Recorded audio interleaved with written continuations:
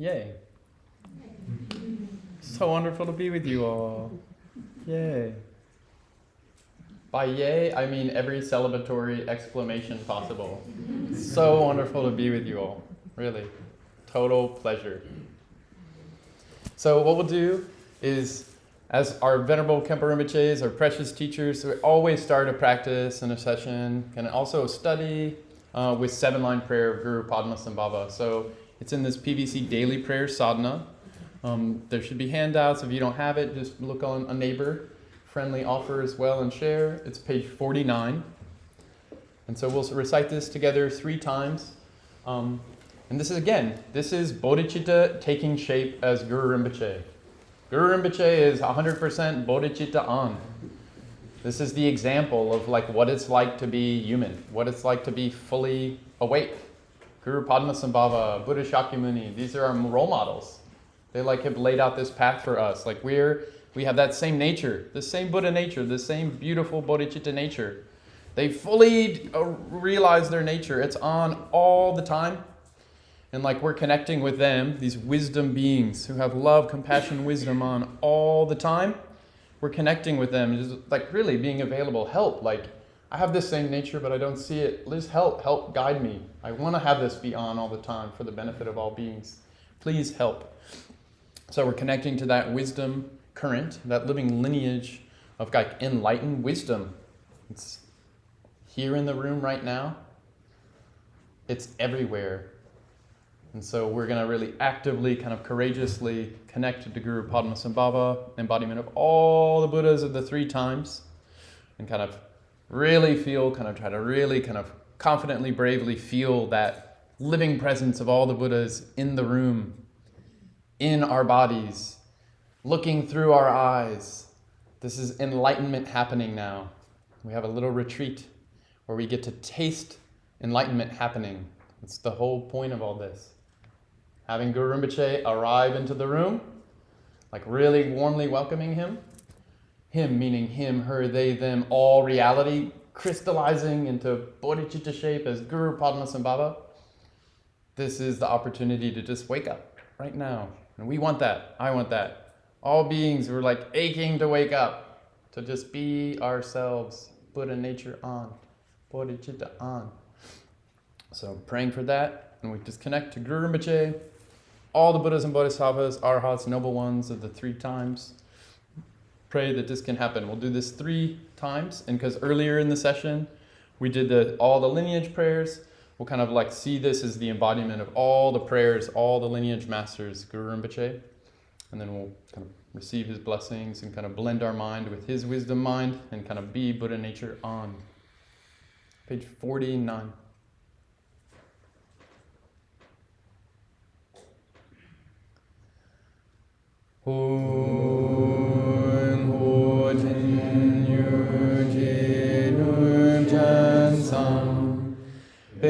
Pema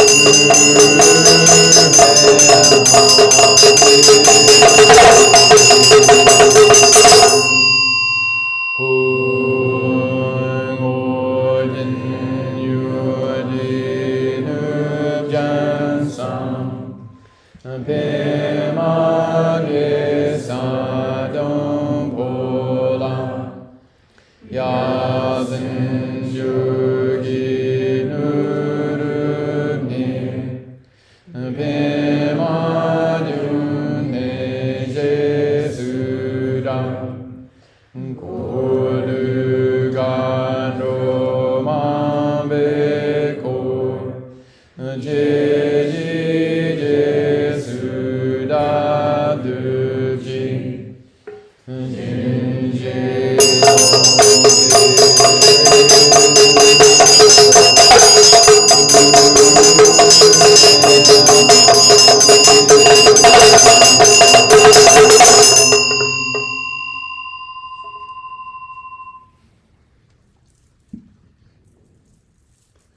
I changed my mind. We'll do the lineage prayers too. Page 57. 57. Samantabhadra, Bhadrasattva, Pramanabhadra, Sri Singha, Pemakara, the 25 kings and subjects, So, Zor, Nun, Yang, and the 100 Tirtans and others, the lamas of the Kama and Terma lineages, to you I pray.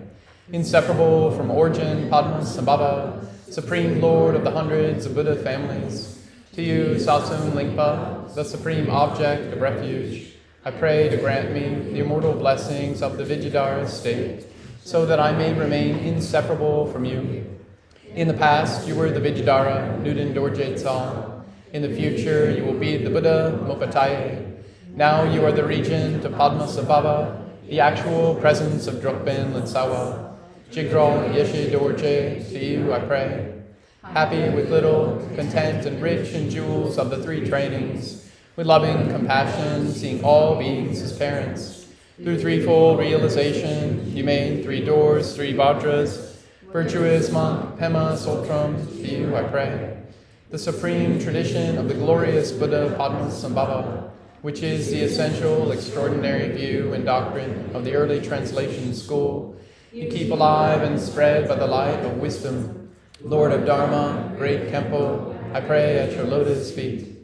In the palace of the Oakman Dharmadhatu, the essence of all the Buddhas of the 3 times, the one who shows clearly the Dharmakaya of my own mind, we pray to the Honorable Root Guru, glorious fruit teacher, precious one, dwelling on the lotus seat of the crown of my head, hold me with your great kindness and bestow the accomplishments of body, speech, and mind.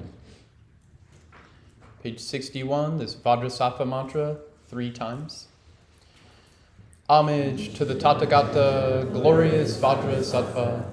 Om Beda Sava Samaya Manu Palaya Beda Sava Tinu Pa Diju Dinu Me Pawa Zudu Gayo Me Pawa Zubu Jayo Me Pawa Anuratu Me Pawa Zawa Zidi Me Prayata Zawa Kama Zizame Zidam Jayam Guru Om Aho Bhagavan Dawa Dada Gada Benda Mame Minza Bendri Bawa Maha Samaya Satu Aum Benda Samaya Manu Palaya Benda Sabatinu Badi Sudinu Me Bawa Sudu Gayo Me Bawa Subu Jayo Me Bawa Anurato Me Bawa Zawa Zidi Me Prayata Zawa Kama Suzame Sudam Cheyam Guru Ha Ha Ha Ha Ho Bhagavan Zawa Tata Gata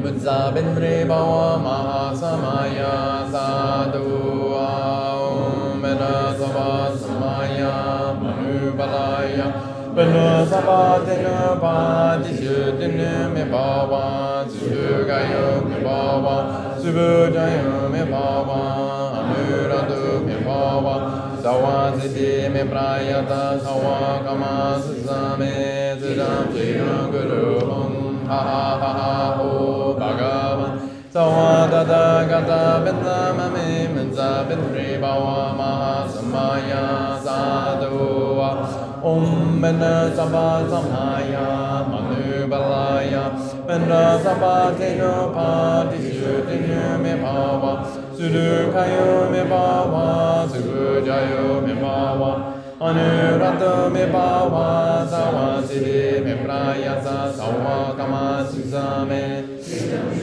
Guru hong ha ha ha ha ho bhagavan sawa tata gata binda mame minza bindri bhava samaya sadhu om bendra sabha hong om bendra sabha hong om bendra sabha hong om bendra sabha hong om bendra sabha hong om bendra sabha hong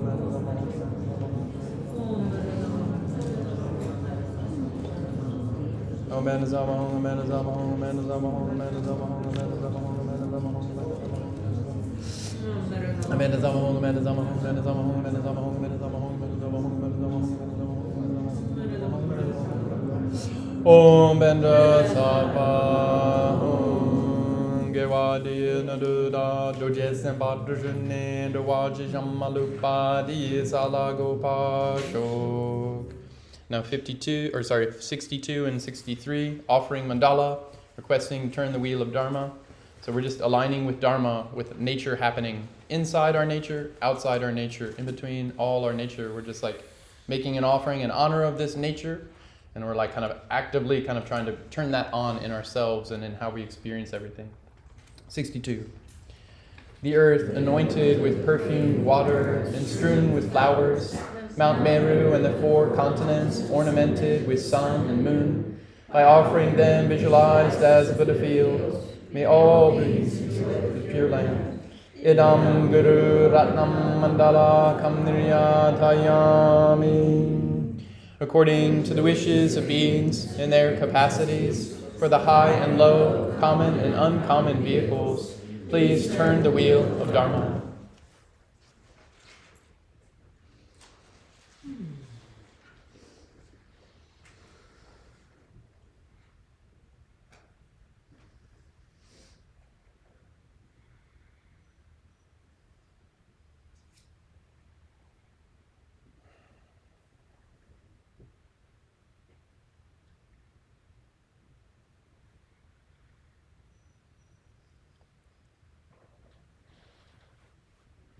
Thank you, Dharma sisters, Dharma brothers.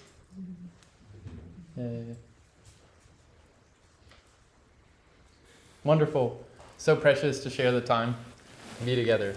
It's really genuinely precious. All these teachings, like, here they are. We have all the teachings we need to get enlightenment this lifetime. We have them all. The path is clear. The Buddha taught it so clearly. If we only want to look outside, the Buddha taught a path to get enlightened that way. If we want to look in between a little more subtly, the Buddha taught that path. If we want to look really directly, the Buddha taught that path. Vajrayana Tibetan Buddhism includes all these approaches. The Buddha taught this so extensively, and here it is, still alive, like still living. There's still these living lineage masters like Venerable Khenpo Rinpoche's. It's all these Duchen Rinpoche. Like all these great lineage masters, the living blessing of these teachings is still here, in this room. It's here. What a fortune. And we are here. We're interested. We're trying to use these teachings, apply them in our lives. Why? So we can experience love. We can experience compassion. We can share that with everyone we come in contact with. We can free ourselves from kind of patterns that don't really help us and they cause all these problems, and like we can remove this, you know? We can kind of have our Buddha nature be on. We have everything we need. Part of what we need is each other. Sangha, community, Dharma, the teachings, Buddha, such a noble being, an enlightened awakened being who realized the complete nature, shared it so generously, so kindly, so flexibly.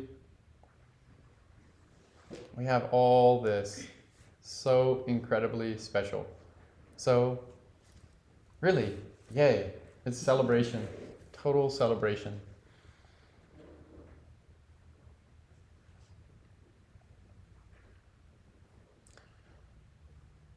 So, last night, we did kind of a quick overview of the Bardos. This kind of in-between space we all find ourselves in if we're wandering sentient beings, moving from here to there. Sometimes happy, sometimes not happy. Sometimes good day, sometimes bad day. If that sounds like your life, you're a wandering sentient being. It sounds like my life. Bardo is the wandering place. It's the in-between place, the intermediate place. Kind of into it, kind of not into it, kind of committed, kind of not. Always trying to make something a little different. Just not really comfortable, just being. So we always need to change something. Instead of going with change, we want to control the interdependence. And we don't have much control, not with what's happening and all the things, and that causes so much distress. And so that's just wandering, drowa, wanderers. It's a big club that's very easy to join. It's like lifetime's membership. Hopefully we get exiled from that club this life. We can no longer come back. Really. Why? So we can actually serve all beings.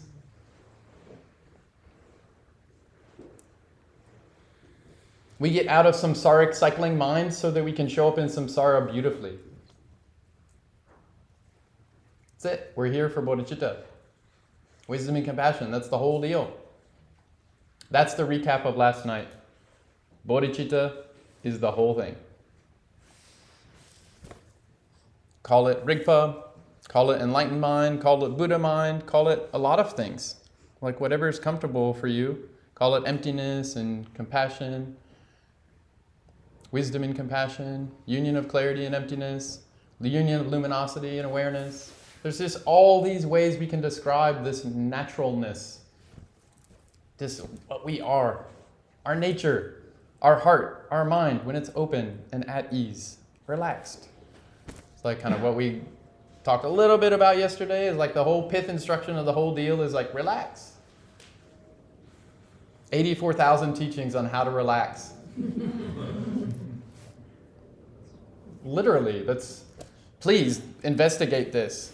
Like, see if it's true. Is that true? You know? The Buddha said, you're already, everything that's going on with each of us is totally perfect, pure, 100% enlightenment, Buddha nature, Rigpa, bodhicitta, fully there. This moment too. So this retreat, this retreat, and which is like the retreat of our lives, is just to have bodhicitta on, like be natural. Come from a place of like our natural, settled, rested, content, active, functioning, alert, engaged, responsive, and do it in like a at-ease way, carefree, relaxed way. We're around great noble ones like Venerable Khenchen, Palden, Sherab, Rinpoche, Venerable Khenpo Tsewang Dongyal Rinpoche. They're like this. We can see it with our own eyes. Like, they're so sophisticated, they can do all these things in all this dynamic variety of skillful ways. And inside, you just being around them, they're just like free. They're free in there. You can feel it. They're not like jumbled, they don't have this inner me thing. They're not wondering. They're totally free, carefree, childlike, awakened. It's really important to refresh those moments we've had with such noble ones, to like really reactivate that connection. That's what we do in the very beginning. Like Guru Rinpoche, reactivate that connection. That's what we're trying to do. Reactivate our connection. Like,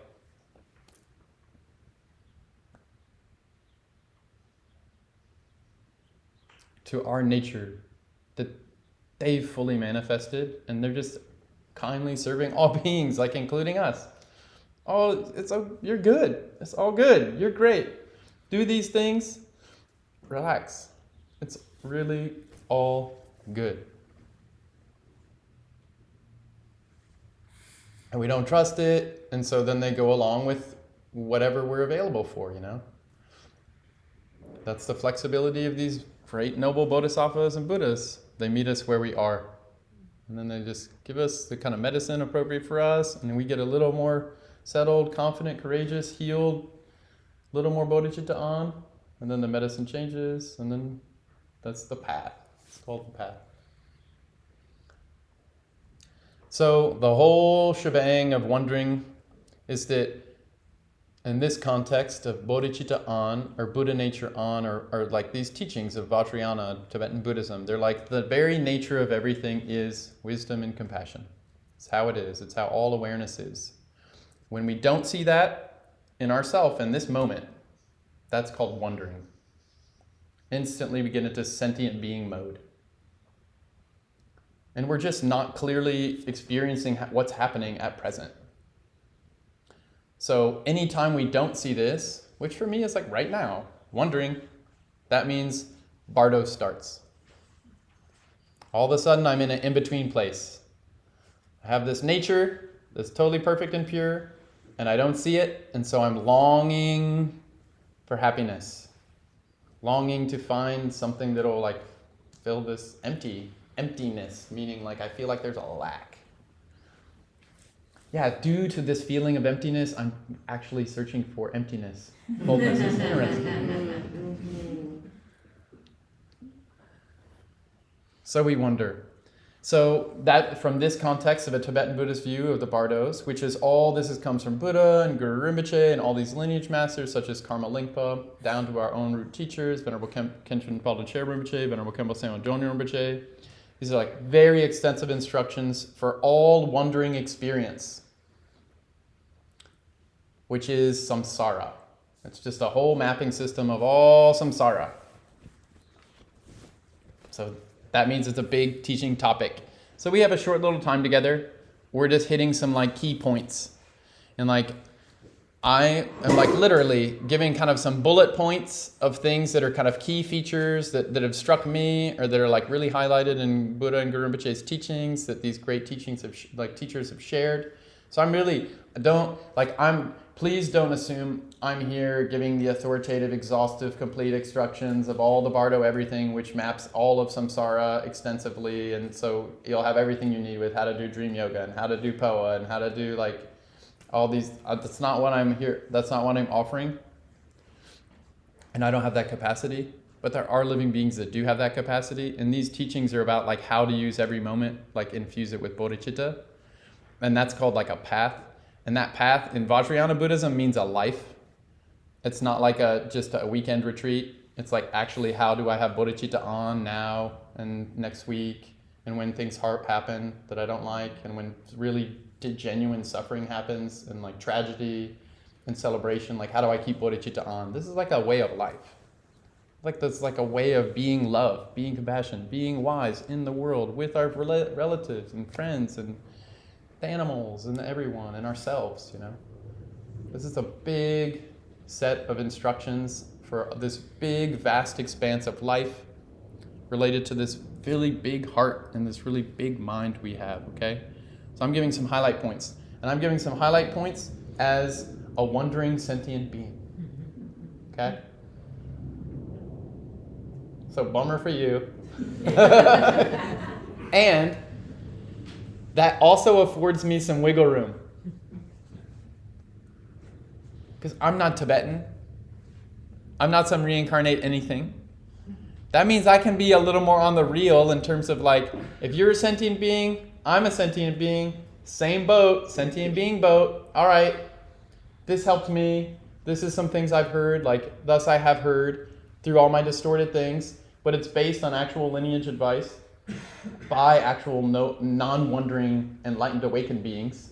And we can read their books. As long as Dudra Rinpoche, Counsels from My Heart, Self-Liberated Mind, a Sadhana Practice by Katok Vijayadhara Padmamati, Dzogchen Khenchen Rinpoche's Living is Dying, Venerable Khenpo Rinpoche's Essential Journey of Life and Death. Volume 1 is on all the Bardos. Outline of Bardos, extensive instructions of all the Bardos. Dream Yoga, Poa, all of it. Volume 2, all these Dream Yoga instructions. Also includes all these poa, how to transfer the mind at the moment when you're dying and like you can't stop it and it's here and it's done and it's time to go. Go to Amitabha's Pure Land. All these instructions on how to do that. It's all here. It's this treasure trove we have. Okay? So there's no way, I don't have the capacity to like distill it all into any more kind of refined essence aside to say bodhicitta, which is the true, that is it, you know? That is the essence. And I can say it, but we have to unpack that and feel through that and be that all the time in all the layered ways, because there's two ways to approach a path. There's two ways to wander in samsara. There's two ways to try to get out. I can try to do my practice so that I get out. So I stop wandering.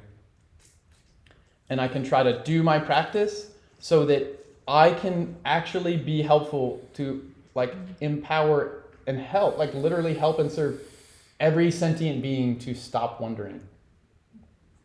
These are two very different ways to approach a practice, like instructions like Bardo teachings.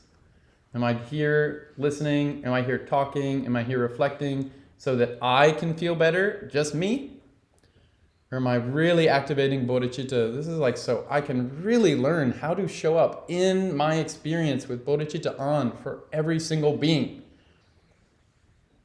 So, key takeaway point. Tibetan Buddhism requires the bodhicitta approach. This is for all beings.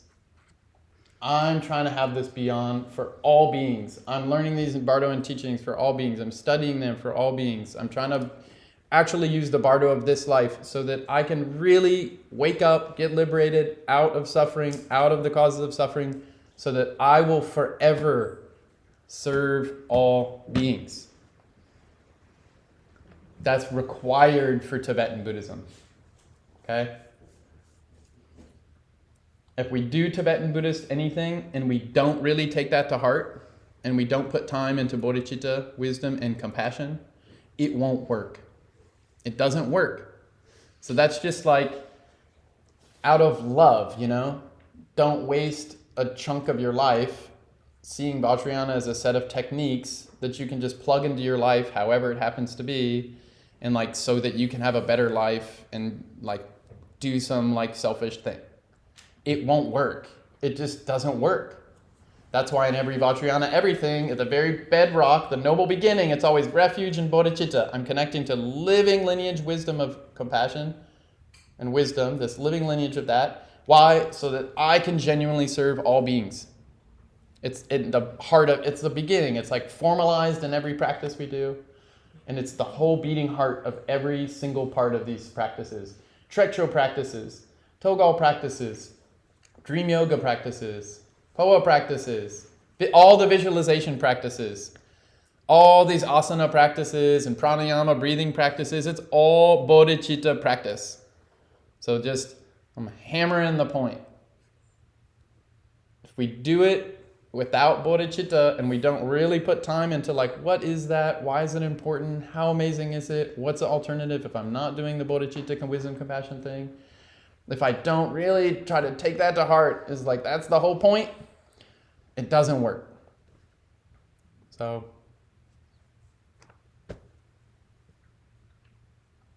that's that. So, Bardos. We're currently in the Bardo of this life. We were born. Here we are. This Bardo lasts until we start dying.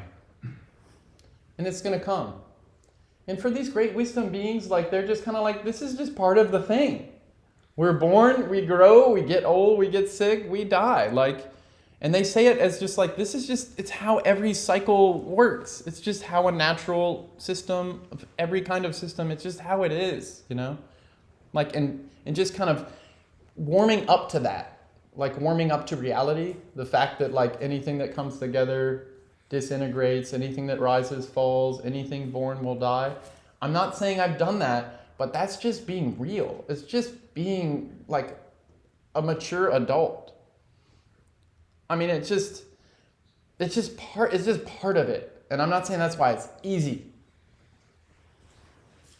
And I'm not saying, especially in our culture that's so death phobic, it's all immortality, youth oriented, only all the things I can say about how everything's being auto-tuned to be a kind of God realm thing, but like a really weird version that's like very kind of pathetically sad.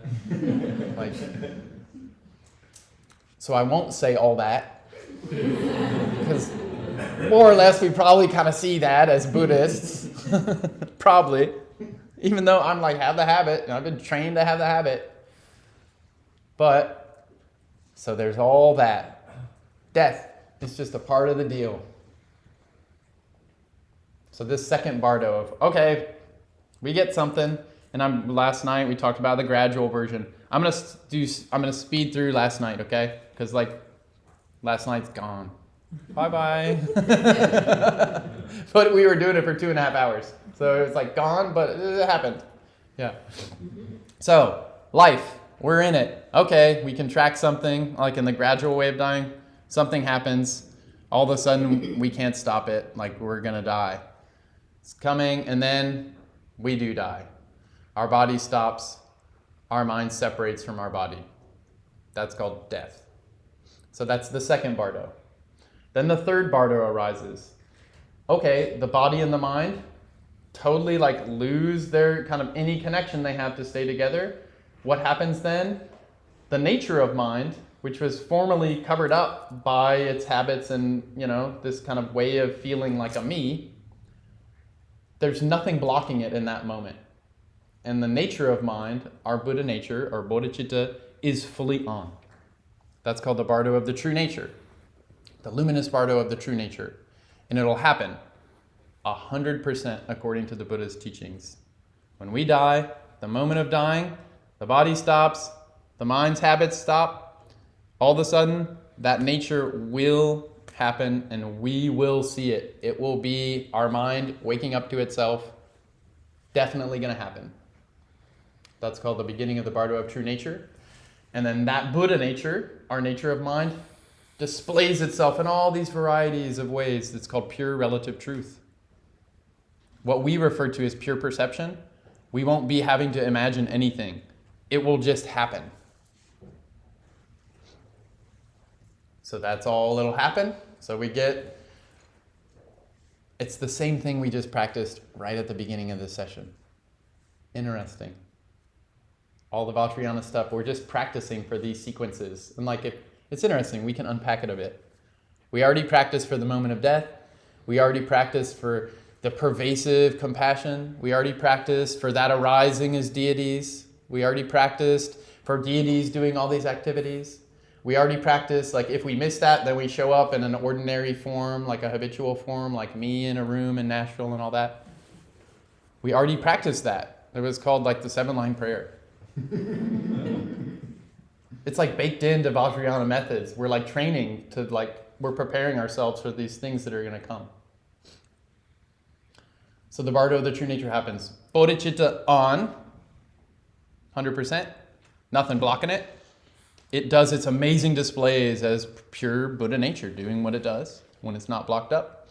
If that is too much for our awareness, we can't take it because we're basically shocked, then that Bardo kind of dims and the next Bardo turns on. Bardo of becoming, wondering.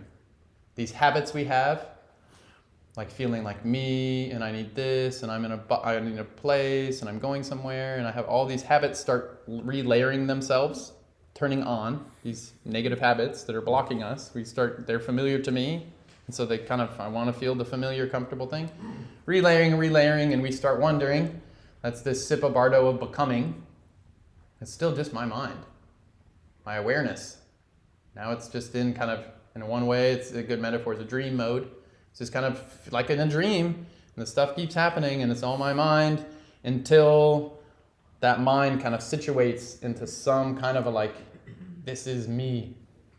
Wants to hold, grasp, locate, orient, be me. Finally, just settle this down. All the vast movement of mind wants to hold, and that kind of ends the Bardo of becoming. And then we have a mind and a new body, or kind of imagined body, this habitual me body kind of takes shape, and then that begins the pattern all over with the next bardo of life. That mind continues with that new body, and so that body, depending on what it is, it could be a cricket, could be a human if we're really lucky, it could be some god if we kind of, the Buddha taught that, it could be all kinds of other beings. And then that specific body has a certain duration, a certain kind of things it's good for, certain things it's not good at, like, and that's like defines the upcoming life. That what our mind will feel like as being me in that next one. So these are bardos. And then that duration of that life has a certain span until it gets some kind of something interrupts the connection of that body and mind, my mind. Then that breaks, then I start dying, then all that, I die, the mind kind of stops. Then all of a sudden the true nature of mind is again revealed. And then if I don't see it, it's too much, then that kind of dims, and then I start wondering, wanting a body, and it's just like the Buddha said, we've done this for infinite time. Been like this, the mind not seeing itself clearly for infinite awareness, like our awareness. So that's why, like literally the practice of bodhicitta an, that's the way, that's the key instruction for all the phases of any bardo. In the bardo of life, bodhicitta an. Bardo of dying, bodhicitta an. Bardo of the true nature, bodhicitta will be on. After we wonder, bardo of becoming, bodhicitta an. So wisdom and compassion. This is the big topic in Buddhism. Bodhicitta. And this is the one thing, if you're a sentient being and I'm a sentient being, this bardo of the true nature, which is definitely going to happen again, and I know when it's going to happen again, meaning the teachings say it happens at this point. When the dying process ends in this way, it will be revealed. I have the heads up. It's the one thing I haven't done well. 100% sure. Because if in that moment I recognize my nature, I would become an actualized bodhisattva. And I wouldn't wonder ever again. So I'm wondering now. So I haven't done that for infinite iterations of embodiment. And the good news is we have everything we need this upcoming time to do it. Have bodhicitta an at that moment. This is why the Bardo teachings are so emphasized in Tibetan Buddhism. It's why they're so popular. We have the heads up. There's like teachings on how's the dissolution going to probably happen when the body stops, and then the inner energies stop, and what's the mind, the awareness going to be like when it's on. Like we have all the heads up that we can get used to, familiar with now, so that when it happens, they say it's like when that naturalness of our awareness happens, that meets our practice that we've kind of been trying to get used to now. Like, and they say it's like the mother luminosity, the mother meeting the child. It's like if you're a little kid in some giant, like some store or something, and like all of a sudden you lose your mom, and it's just a bunch of people, and you wander in another store, and you're in a mall. Those existed sometime somewhere. And then you're wondering, and you don't know, and you're freaking out, and like all of a sudden amidst all the people and stuff, like you see your mom, 100% no doubt. Go to mom. And you meet. They say it's like the Rigpa we're practicing now is like the baby, the child, the baby bodhicitta. That when the true nature dawns, it's like a child seeing its mother. There's no doubt. It's like, oh, this is a true nature. We're trying to like have that connection be really fully conscious and aware. So they say if we haven't trained for that, even though it happens, it basically happens as experience kind of like a flash. Like maybe a few seconds. Like, and so it's just like Buddha nature on, whoa, too much, faint. Where am I? What's going on? All of a sudden, Bardo of becoming. That was the Bardo of true nature. Came, went. Huh? Missed it. Dope, maybe next time. Which I'm laughing about, but it's like the most tragic thing that ever happens. Like, literally. It could have been out, like done, like out, meaning now we like literally inside, totally carefree, at ease, like full Buddha nature on, like so that we can just constantly meet other beings where they are in like creative, helpful, skillful ways. Like our wish, our bodhisattva wish will come true. And we'll just fulfill the wish for as long as there's wondering. So it just can be so quick. And so we like, it's worth the time literally using concepts, studying to like really, what is the map? Like if this goes gradually, what would it be like? If this is sudden in a car accident or something, like what would it be like? Like how will the dissolution happen? What is my mind like? What are typical ways that it could happen? Like, so like that's why these are like so important to just prep. This is all like prep. I mean, 95% of Buddhism is just setting an atmosphere. Just prep. Make a nice thing. Set all these conditions. So that what's the main point? Relax. Enjoy. But usually for a conditioned being like me, I only relax when the conditions are the way I want it. Like it's nice and the music and the incense and the pretty and clean and I'm a conditioned being, so I'm looking for good conditions, you know? All atmosphere. Setting the mood, you know, this is so normal for sentient wondering. Like we want to set the world the way we want it and then we'll be chilling, you know? And so Buddhism uses that habit. Like, okay, set the thing, set the posture, set the breathing, set it, okay, now relax. You know?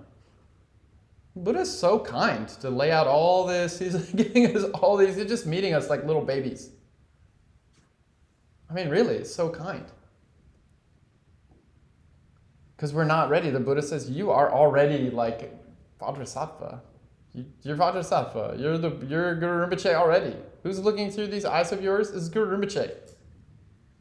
But you just don't see. So the Buddha says, we hear things like Vajrayana. You are the Buddha, you know, like Buddha in the palm of your hand. Like you are already Tara. It's called absolute Tara, absolute Guru Rinpoche. You are Tara, like be that. That's all these Vajrayana teachings are about that. Like confidently just show up as Tara. And we do it in these little sessions, like small little packets where it's easier to do it for a minute than it is for like a whole week, you know? Or like in your job and it's, you know, show up in a session, like nice situation. Okay, because we can do that. That's the whole thing about the Bardo of this life, is we can consciously choose to do whatever we want. So like, amazing. Like really, just like turn on bodhicitta. Do it, 5 seconds. You can choose to if you want. You don't have to, no pressure. Turn on bodhicitta.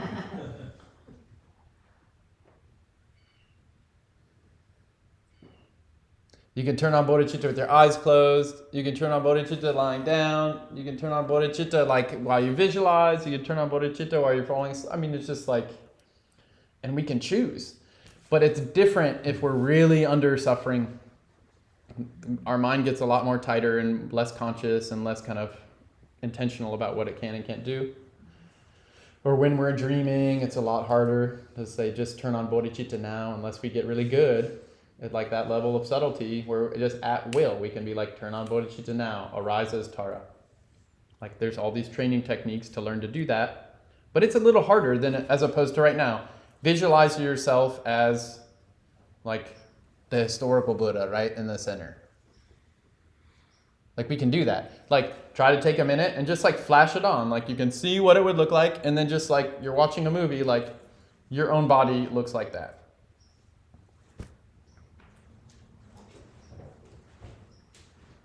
We can just do that. This is the Bardo of life. It's the amazing thing about the Bardo of life, and it's why this is the most important Bardo.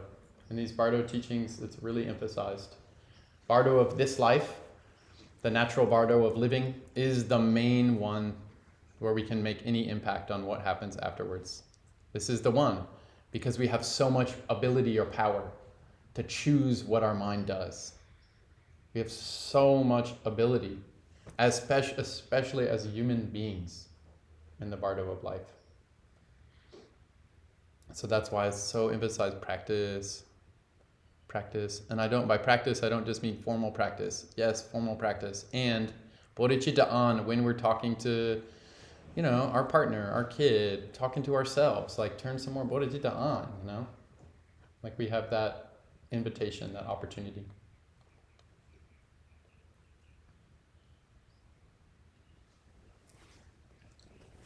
So that's basically kind of what we went over last night, but we went into a lot more stuff too.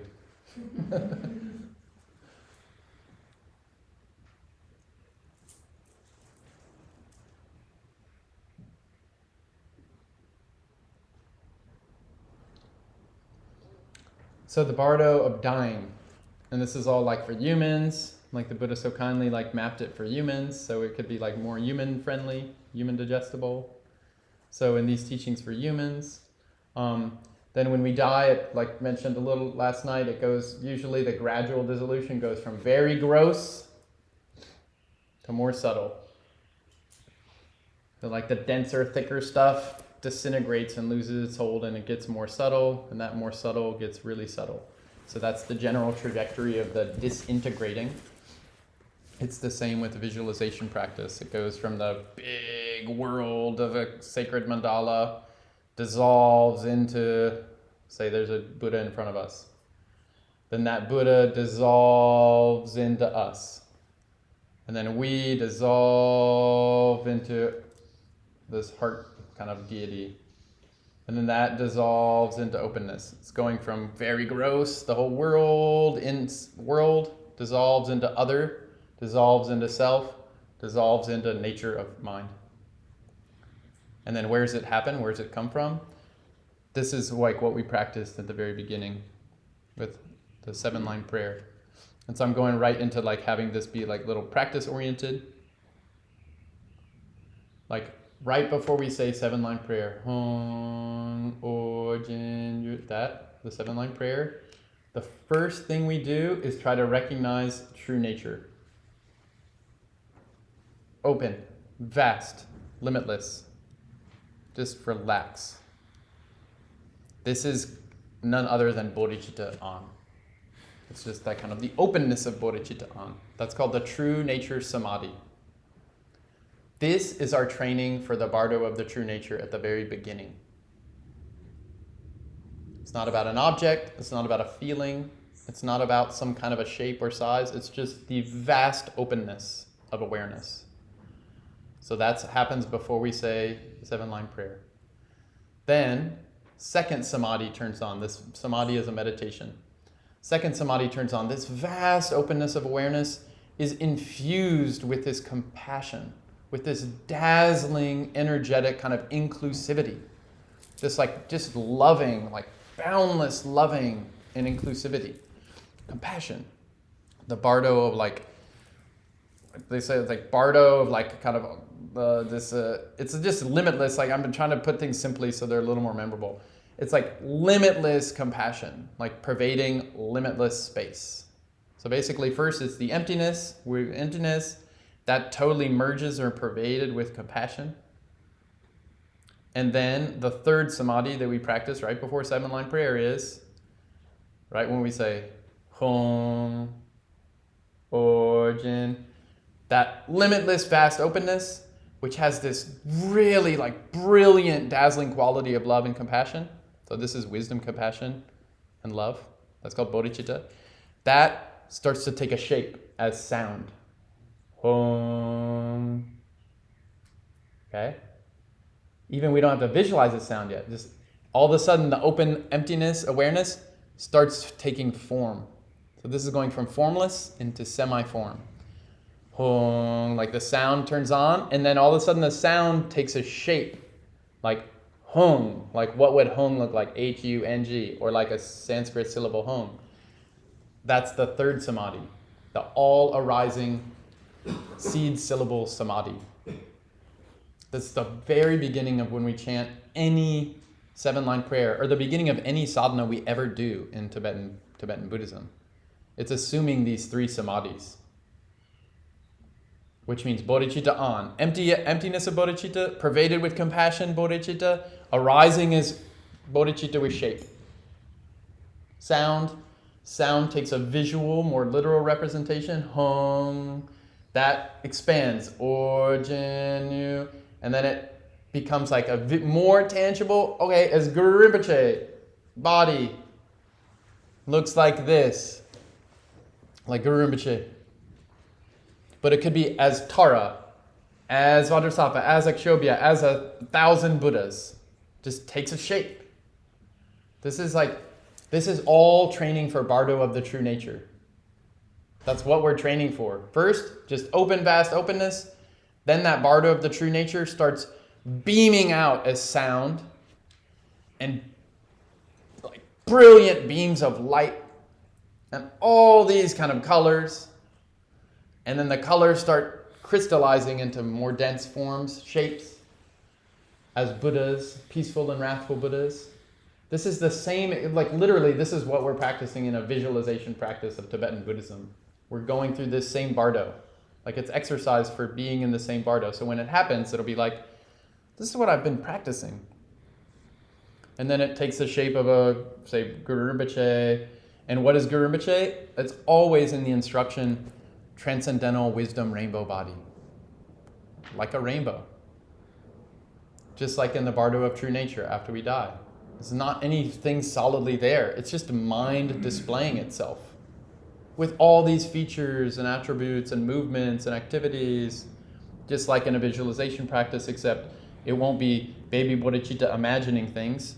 It'll be actually full-on bodhicitta doing what it does when it doesn't need to hold on to any kind of habit. Arising as all this infinite display of pure mandala, pure world, pure others, pure beings in the world, pure awareness in the world. It's the same thing we're practicing.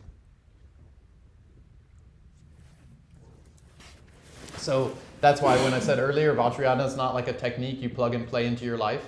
And it's like a way of life. Like Vajrayana is a view. It's the view that my nature is this emptiness, pervaded with compassion, that arises in all these variety of ways for the compassionate expression and communication with myself and all beings. And it has all these abilities to transform and move like a dream or like a rainbow body, transcendental wisdom rainbow body. So those are the three samadhis. Emptiness, pervaded with compassion, that takes shape into like more tangibility, like a seed syllable or a body or with a retinue, and then all these features, and there's some deer there, little birds, and there's all kinds of beings behind me. It's not like it's omnidirectional, right? It's a whole universe. It's not just like in the room. It's like the whole everything is this called a Pure Land. So first we imagine a Pure Land when we're in our Bardo of life, so that when we actually are in the Bardo of true nature and it actually arises as a Pure Land, it's like, oh, yay. All these Buddhas and Bodhisattvas, and they're like, welcome. You have membership to our club now. This is the Bodhisattva Club. Welcome. We're so happy you made it this time. We've watched you for a long time. We've been tracking your movements. We keep showing up to help. It's okay you didn't ever pay attention to us hardly at all. We're like a, wisdom rainbow body. No big deal. Because on the side of actual bodhisattvas, there's no big deal. There's just nature, true nature happening for these great noble ones, So they're carefree, at ease inside. I'm kind of trying to come at this from different angles, so we can kind of, depending on our experience and our familiarity with Vajrayana and Buddhism or not, where we can all kind of have somewhat of a doorway into this very rich space of reality of the nature. So this Bardo of true nature. And so the whole thing is, if we don't train for this, it's like flash, gone. And then continue into wandering mode, our habits turn on. So it's similar with a meditation session, okay? I say this as like a wandering being, okay? Sit down, do our sessions, do my session. Okay, it's kind of like, don't have time. All right, home, ordained, dissolve, rest, dissolve. By this merit, may all obtain, boom. Or it's like even worse.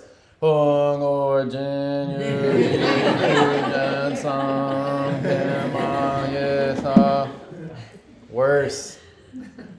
Bardo of life is like being taken over by what? Distraction. Like where there's no bodhicitta on. It's just like so out. What's up there? What's going on with it? You know? I say that. So the whole thing is, okay, if we're doing it well even, like, okay, we're like really have this emptiness pervaded with compassion for all beings that take shape and form in the sadhana, and then we're Buddha and all these Buddha activities and blessing healing lights pervade all the space and everything's healed and like we've received all the blessings and Guru Rinpoche the Buddha dissolve into us, we become totally absolute Guru Rinpoche, and then we dedicate the merit for all beings all sincerely, and then it's like, honey, turn off your alarm. Turn off your... Instantly, Bardo of life, like not being integrated with all these other things I was just doing. It's like, this is like a live and learn kind of how we need to be like, okay, in my session, if I'm all good with this stuff, okay, that's good. We need to like get good at it. And the whole thing is so we can keep it going. Keep bodhicitta on, right? I'm not saying that's easy. Samsara is insert expletives a lot. It's really hard. It's just asking us to constantly shut down and fight. Just what samsara mode is. This isn't okay. It's your fault. It's never, what's my mind? Where's my intention here? Like, what's my view? It's always like, that is wrong. That's called samsara mode. It's not a tangible, fixed thing. It's just a way of being. And it's just, I'm very familiar with it. It's called Bardo being, wanderer. So we're trying to really like ease that up, both formally with these very specific practices we do, then to put some like words on these practices. Like Bardo of true nature, when it's just vast openness. Another way to talk about that is like a big formal sequence of practices is called Trekchod, cutting through. Release, rest, release, relax, release, relax, release, relax. Don't try to do anything. Don't try to change anything. Be freshly present now. That's all. There's like years and years and years of that kind of practice to do, to get good at it. Then, Tsogyal. This is all display of my awareness, and then it takes all these shapes and forms and colors, and then it gets really stable. It's all these Buddhas start being experienced. They're just my mind kind of displaying in certain ways. I'm not trying to, I don't like it, I don't not like it. It's just a awareness happening. All kinds of years of that practice. That's still Bardo of true nature training. We're training for Buddha nature shining out as beams of light and colors taking shape. That's like in our life, we're training so that when that happens after we die, it's like, oh yeah, no big deal. This is it. Of course. Wonderful. Then, if that's too open, then we have all the Keirim, Dzogchen practices, visualization, creation and completion stage practices, where it's like talking about Buddha fields and Buddhas doing Buddha activities. We're imagining them in our Bardo of this life. But when we die, it's like, the Buddha nature starts displaying itself as all these enlightened beings doing Buddha activities. And so we're like, oh, okay, yeah. Guru Rinpoche, Medicine Buddha, Tara, Vajraparahi. At ease. No war, no fight, nothing wrong. Great. That's all these visualization practices in Tibetan Buddhism. And we create them, then we dissolve them. Like a rainbow in the sky. We create it and we don't obsess over it, because that's just samsara mode. We create it and let it go. Create, let go. And so we train at being like all these kind of ways that we can train in all these Tibetan Buddhist practices. We train in like, Guru Rinpoche is as big as the whole Milky Way, Boom. Guru Rinpoche is teeny tiny size of mustard seed. Fine. Guru Rinpoche is woman. Guru Rinpoche is 8 beings. Guru Rinpoche is now Buddha. Now Guru Rinpoche is Amitabha. Now Guru Rinpoche is Chenrezig. Now I'm Guru Rinpoche. Now I'm Guru Rinpoche and there's Guru Rinpoche. Like it's just all this flexibility training because the reality, it's called interdependence. Like we're just training ourselves to be like juggle. And then it's not about like, look at me, I can juggle, or like, then it's like, okay, what's the whole point of any of that? What's going on with you? Oh, you like this kind of juggling. You like this kind of story. Like quiet, soft, this. Okay, I've trained. I can be flexible like that. Like I've trained in that. Fine. Awesome. Oh, this is great. Oh, you have Buddha nature. You're awesome. Amazing. Okay. Bye. Have a good life. Let go. Their own mind has to do its thing. You can't force anything on anyone. These great masters show up for us, give us everything we need, and they're like, bye. I'll you know, when you come at, like, connect again, like, I'm here, but, like, it's kind of up to you, you know?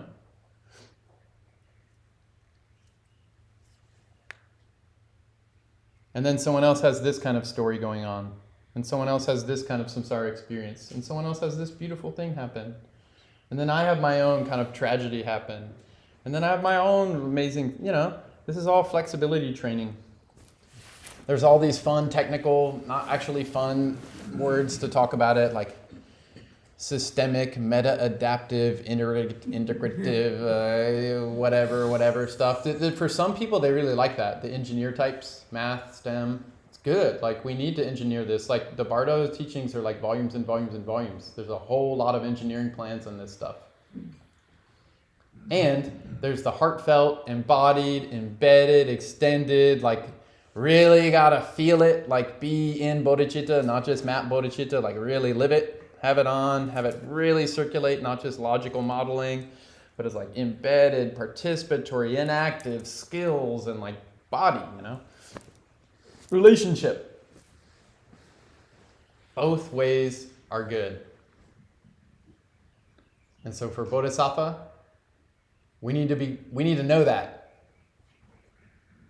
We need to be like kind of real with ourselves. Like, this is the way that's easier for me. It kind of works for me more like this. And like, use the talents, use the disposition, the habits.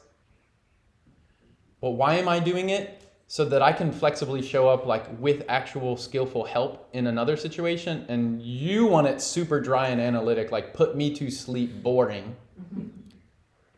But I need to actually learn how to do that too. Because like, that's my bodhisattva vow. Like, it doesn't always have to be translated to like perfect fit for what I want, you know? This is like, we're like participants in reality. Like, we have to show up for each other and like find where the mutual fit is, you know? You're doing this thing, I'm doing this thing, this is where we can overlap and do some cool stuff, and then changes and it moves. Bardo of life keeps moving.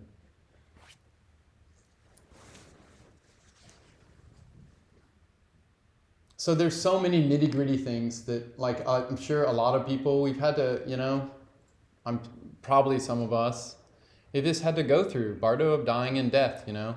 We've, like, lost people. And, you know, it's if we haven't been in it, like, it's coming, you know. So then these teachings are also like, how do I show up for other people? Like myself, yeah, but okay. It's like, what happens when like these gross elements of a body stop functioning? And these Bardo teachings include this with Bardo of dying. Like, oh, all of a sudden if earth, there's all these elements, earth dissolve into water, dissolve into fire, dissolve into wind, dissolve into like space, and then the body is clinically dead. It's like, okay, what does that mean? Earth dissolves into like water. So then there's like all these teachings on this. Oh, the body starts feeling really heavy. Person's like, oh, like, lift me up, you know? Water starts losing its ability. Like, we start getting super dry, like, oh, I need water. Like, fire starts losing its capacity. Oh, I'm so cold. Like, really, like, oh, wind starts losing its hold. Like, erratic, mind moving, can't locate stuff. Like, what's happening, you know? Like, that dissolves, and like that's like these elements that correlate to organ systems, and they correlate to like certain visions that the person will start to like kind of experience according to these teachings. Like basically the density of like our sense of embodiment is like loosening and releasing, whether we like it or not. So it's like, I can't really move. Like I'm really like, it's like, oh, like dry and like cold and like I can't control things and it's all confusing and like, and the tendency is to want to panic. Because like, you know, I want to be able to like be here and get up and do what I want to do and think, you know. But so like this shutting down where like my mind no longer has like controls over like its embedded body. It's like losing the power to like control it. And that's also called older age, right? We're just like, why is my back hurting? Like, what is this? What's this? There's a feeling in here, you know, like it's just the body is losing its strength in certain ways. And we can, in the Bardo of life, these teachings are so strong to emphasize like everything we can do to extend the Bardo of life to be optimal health for as long as we can, do it. Meditation-wise, food-wise, rest-wise, relationship-wise, do everything we can have to have a very long Bardo of this life be like super optimal so we can have bodhicitta on more when it's easy to turn it on if we choose. That's the practitioner perspective of Bardo of life. Like, do we want long life, health, good things so that it's easier to actually train and having bodhicitta on, having wisdom and compassion on, having love on. But at a certain point, we can't hold it together anymore. Then the body kind of starts shutting down. And as these kind of outer aspects of the body shut down, like these organ systems, and like there's so many there's mappings of this. I pointed it out last night, but yeah. And there's like charts of these dissolution process in this book of gross into more subtle, of earth into water, and water into fire. And we should really look at that. Like we can look at it more if you want, but sometimes the whole thing of like, I've received some Dharma teachings and the like core, like actual fact reality for my mind is like, if I try to remember what it was like in a lot of detail a year later, like it's just vague, you know? So like, I don't want to spend so much time mapping the beautiful thing so that a week from now, we won't remember almost any of it. We can that's the study part that to really look into. And we should, that's, if you want to, we can do that. I'm trying to just hit some highlights that are more clear, something to hold on to and kind of remember a little bit more easily. But so then the body can't move, it loses positions, the organs shut down.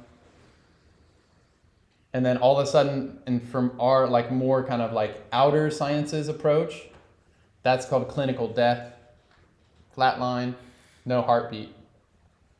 But according to these Bardo teachings of Buddhism, is that's just the outer dissolution is complete. There's still these inner energies moving. In Tibetan Buddhism, they always call it a mind or awareness riding a wind. A wind is this energetic semi-form, this movement. So formless is always embedded with semi-form. There's always absolute and relative, even on this level. It's always, they call it lung sem, wind, mind. Duality mind, riding a wind. So this outer dissolution stopped, all of a sudden the person can't move, clinically dead. But internally, that's when these teachings talk about these inner kind of wisdom energies we have. And to just say it very briefly, they say from, for humans, for the kind of male or the father component, we got this, it's called a white essence. It's more located around this crown chakra area. And then from our mom, when we were, conceived, we got this red essence, this really refined, subtle wisdom energy. It's located below our navel center. And that this is basic positions of where they are during our life. And that during this period, then being in that human body, it's no longer can hold those in those positions of our kind of felt human experience. And so the white essence starts going, because in Buddhism, where is mind, where is awareness? It's actually here. If we had to point to somewhere in the body, it's here. There's all these Madhyamaka teachings, show me the money, where is it really? All that's absolute stuff. I'm talking relative stuff. Relative, heart, mind is here. So like here, we have the white and the red, and the white descends into the awareness, the red ascends into the awareness, and then they kind of lock each other, and all of a sudden, like, our awareness is trapped, and we, like, lose consciousness. That's this subtle dissolution process. I say when the white essence energy kind of descends, it's like a very white kind of experience that the mind will kind of just, there's no eyes functioning, right? No eye, it's just whiteness, and then red increase. And this is like general things. These can overlap and go in different orders and all that. That's why these are general broad stroke teachings. But so white kind of decreasing, it's kind of more white, milky white. Then red increase, more red. And then they kind of get into around our heart, and they kind of lock, and it's called black near attainment, where we go black. That's related to like deep dreamless sleep. There's no objects. Awareness kind of faints. And right then, that's actually in Buddhism, that's the moment of death. At that point, all of our subtle energies have lost their strength. And what happens right after that? Bardo of true nature. No, there's no longer any subtle energies holding. They were habitual from like dad and mom. This is all like karmic winds, actually. Like they come, lose their strength, we pass out. All that subtle kind of holding releases, and now it's just Buddha nature on. All the habits of mind, like habitual karmic mind and all of our habits, are temporarily off. They're not on. So Buddha nature on. This is the beginning of Bardo of true nature. And so they say that can take different amounts of time for different beings, but that's the moment of actual death, when the mind is released from that certain body that it was like kind of embedded a part of for that duration of that body. And so then Buddha nature shines on, and it goes from really formless openness into radiating more tangible form qualities, this pervasive compassion, into sounds and shapes and beams, and it can be like instantaneous, or it could be longer for different masters. Someone have gotten used to this kind of experience in their waking state in the Bardo of life. And then it starts arising as this pure displays, peaceful Buddhas, wrathful Buddhas. It's all your own awareness showing itself to itself. And if that's too much, then basically our mind starts, it's just awareness, like in a dream, wanting to feel embodied. And so it's like gelling into like me, wondering. And that's the Bardo of becoming turns on. I'm not like yet born in a new body. I'm just still a mind, just literally a mind, awareness, wondering. And they say that can still interface with its previous, where it was, like habitually had a felt sense of me, like around my family and my previous family and parents and wherever your place is that you kind of locate your sense of me and my stuff and all that. There can be the habitual pattern of, that. It's like right now, it's like if I ask anyone, like, where's your car right now? Like, over there. Like, because we habitually reference like my stuff and like where's, my clothes and it just like has a habit energy of, it's not like where's your mind? Like it's always like in here somewhere. It's not like over there, It's just habitual to be like, to gel into a me thing, like a sense of identity of me. And so that wondering mind does that too. The habit's turning on now, and now it's wondering, but all of a sudden it's trying to interface with stuff where it was before, and like beings don't respond, like the people don't hear you. And there's all these teachings on how like mind is like trying to interface, if it doesn't know it's dead, like trying to interface and not working. And so that gets frustrating, they say, for that mind. And then it just kind of, there's all kind of big insights, amazing kind of insights around this stuff.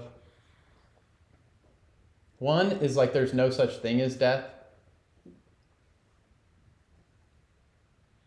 There's always Buddha nature happening. Like it's a big kind of like far out there thing. Like there's no such thing as a dead being in Buddhism. We just can't see what's happening to the awareness, like according to our sense doors. But there's no time where like the mind is off and done. It just, mind continues forever. Like Buddha nature will always be happening for every single awareness.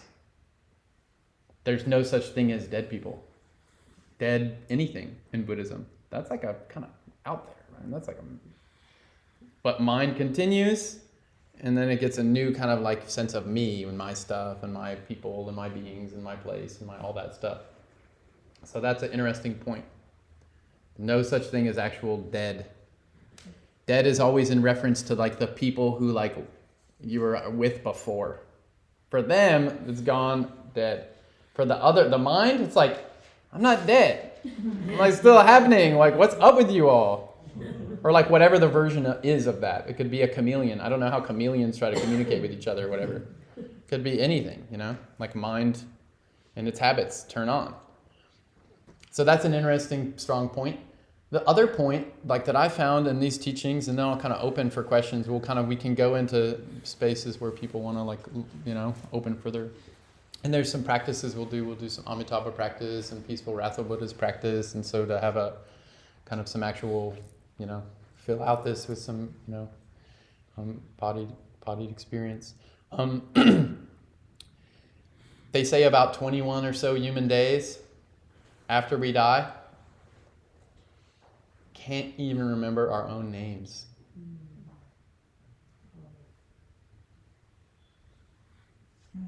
Not what we look like, not anything. No memories, no my stuff, no my people, no my beloved, no my kids, no my career and success and story. It's all inaccessible. Why? Because like that wandering mind is like looking for something that it can hold on to. And all that stuff, it's like not able to hold into it. It like can't get a grip. And at a certain point, that gets super upsetting. And it's just like the mind, it starts to be like, I need something. And then they say that's the karmic Bardo of becoming. Then it's just like whatever habits we've done, like through our activities since infinite time, like whatever of them start to turn on, our mind just starts to create those realities.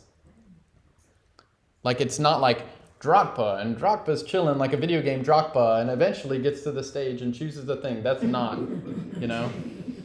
At a certain point, it's just like that awareness is like, can't even locate a shape of itself. Like can't, I mean, kind of, it's like when we were little kids. Like how much of like the first 4 years of your life do you remember? The image of a leaf. A big giant person touching me. Whatever. I mean like a mom, dad, or whatever, swinging on a swing set. Or like some people have more vivid memories of this time, but for the most part, it happened. According to current psychology, it was some of the most formative things that ever will happen to us this whole bardo of life. It's like really sets deep structure stuff. And for our own awareness, it's almost entirely inaccessible. And that happened for us, for every single human, for the most part.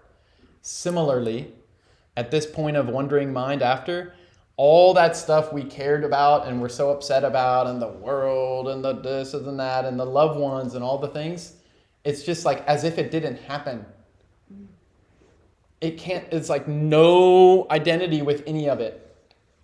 And we've done that infinite times. How many loved ones, how many tragedies, how many things, you know, we've experienced. And it's just like, it's in there in our awareness, and we just can't access it currently. As a side point, be careful about how much you want to know.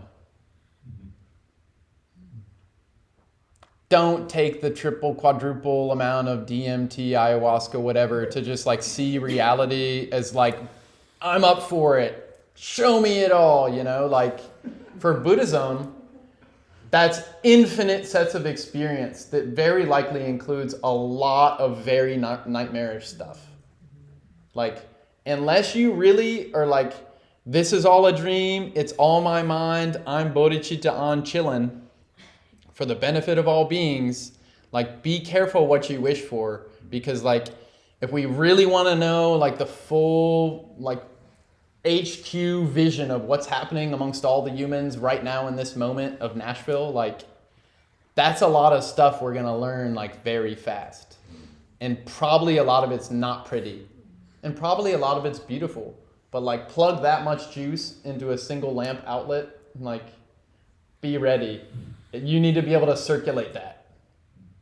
And at that point, it's not about me. It's about how can I show up for you and you and you and you and you and you. And those bodhisattvas, they want the connections so they can adaptively shape to the actual circumstance. And it's not about them. They just keep moving through to circulate. It's just dream beings helping them create beautiful dream visions. Like, that's what bodhisattvas are doing. Not about me. So that's a strong side note with these Bardo teachings. Proceed with caution.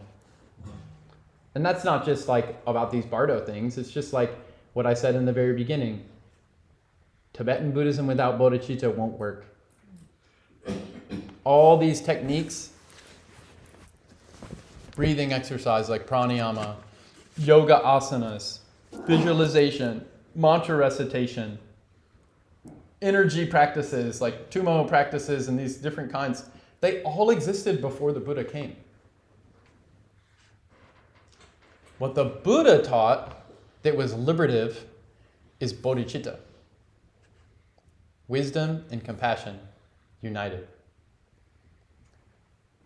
With that, do pranayama, do asana, do visualization. All of a sudden it becomes win-win liberative. But it's not just tech. It's not just sophisticated ways of like experiencing different parts of reality. Without the bodhicitta part, like, it's just a lot of wondering we can do. And I'm not saying that's why it's all bad. I'm just saying the unique Buddhism part is the bodhicitta. And then with bodhicitta, like, all these kind of amazing ecologies or worlds of being with others and shape-shifting and kind of using these kind of basically like getting more in touch with the creative capacities of our awareness and our bodies and relationships. All of a sudden that becomes like just bodhisattva like avenues to like be educated on and like help better, like serve beings more effectively and more of them. So there's the little opening of kind of this Bardos. We can go into, 1 minute side point before we kind of like have opening and like questions and explore things, is Bardo of life. Also includes these two sub-Bardos, Bardo of dreaming, Bardo of meditation. These are things we kind of like can enter into and out of. We can wander in like while we're alive and humans like have life, we can go into this sub-Bardo, which is dreaming. And so we can get good at that. We can go to this other sub-Bardo, which is meditative state, samten, meditation. And so we have these 6 Bardos now: life, dreaming, meditation, dying, true nature, and then becoming, wondering to get a new life. And then the cycle starts again. And so the whole point of all of them is like Bardo of life, we're trying to have it be infused with bodhicitta. So we use our life meaningfully. Bardo of dreaming, we're trying to recognize it's all a dream. And so like, how can I do bodhisattva activity and dream? Bardo of meditation, we're trying to recognize it's just awareness, like wisdom happening. And if I need to hold my mind to realize that, that's called contrived meditation. And if I just need to be in my Buddha nature, bodhicitta, it's called natural meditation. Bardo of meditation, we're trying to do natural meditative equipoise. Dying. We're trying to recognize in this dissolution process of our mind kind of releasing its habitual kind of way of sense of being me. We're trying to relax into that. And this is just a natural way this unfolds. Like mind is moving, coming, undoing, going, bodhicitta on. Bardo of true nature is just bodhicitta on, 100%. Bardo of becoming, we try to reconnect to our past good habits. It's called virtue or merit. We're wondering, we try to really reactivate goodness, good habits, connect to our devotion to our teacher, to these teachings on love, compassion, and wisdom, like these positive, virtuous things we've done, because it's trying to orient towards, okay, if we're going to get an embodiment, we want this to be a really good one so that when we're born, it's going to help us have bodhicitta be on more easily to continue this thread of our awareness so that we can actually get stability in this, for the next time around. Use the next life so that we have bodhicitta on, and then when that life ends and then dying, we can recognize bodhicitta on again. For great masters who in this life have bodhicitta on all the time, they don't need to wait for these bardos to happen. They're not in bardo mode. They're not wondering. So this is a description for wondering beings and how mind moves and shapes and stuff. But it's not like how Buddha nature is if it's not forgetting itself. It's just for how it is for wandering beings, wandering mind, how the process kind of can generally unfold. So that's a lot. Anybody want to dive into a specific spot? Yeah, Kate. So you're talking about samadhi, and I was kind of I'm a little confused because in the Palden canon they typically talk about samadhi in terms of the jhana as a meditation attainment. Okay. So it seems like it's talked about differently within Vajrayana. Can you maybe clarify that a bit to me? Yeah, sweet. So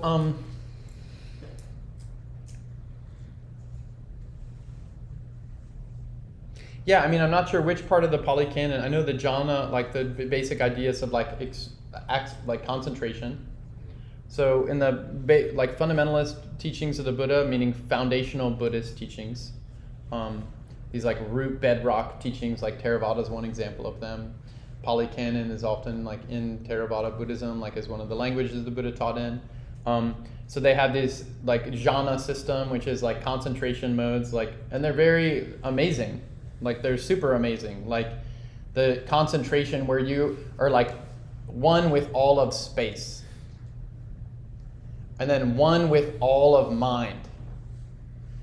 Then one with, neither perception nor non-perception, whatever that means. I think it's more deep dreamless sleep, no objects arising, and you're one with this so not happening. And then the fourth is one with nothingness. It's called nothingness is one translation. And so in terms of Buddhism, these are all called concentrations, meaning we enter them, and because it's a temporary phenomena, we enter it, and we just gotta wait until the movie's over, and then we exit. It starts, and then it finishes. And so they say because of that, it's not liberative. Has a beginning, so it has an end. So it's just anything that has a beginning and an end. There's going to be something after that, and so it's not related to what's called insight or vipassana. And so in the Pali Canon, this is all according to Pali Canon, foundational Buddhism too. They say the Buddha mastered these concentrations before he did his 6-year ascetic practice. He went and saw the teachers that were experts of these certain jhana concentration practices. Literally, if someone came in the room and they were able to be one with all of space, it would be impressive. They would have a giant mega church following. Right? They would, for real. I bet some do. Currently, But the Buddha's did you find out how suffering ends? And all these teachings are the teachers, they're no. This samadhi, I go into it and come out of it. And then it's just a pain in the butt, Again, I gotta eat or whatever, So the Buddha said, oh, no one around here, the masters of these highest samadhis, have you seen further? Have you seen the end of suffering? Is there a way to do that?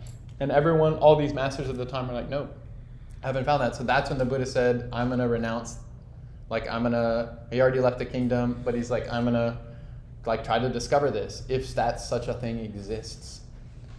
Like the cessation of suffering, if that exists. Like he hadn't discovered that yet. So, and that's what 6 years of ascetic practice, and then at the end of that he found the middle way between asceticism and luxury, like kingdom life versus super renunciant, a grain of rice maybe just super emaciated, kind of give up all the sense door kind of activities. Found this way, middle way behavior, and then the middle way of the view, where it's just not nihilism, not eternalism, right? This is all deep philosophy stuff. But so this is all Theravada Buddhism, right? And so the insider Vipassana, extraordinary seeing, supreme seeing, that's what was Buddha's enlightenment. This middle way view, actually. Seeing the emptiness of all phenomena. And that's one way to talk about bodhicitta, the empty quality of the true nature. There's no such thing as inherent existence.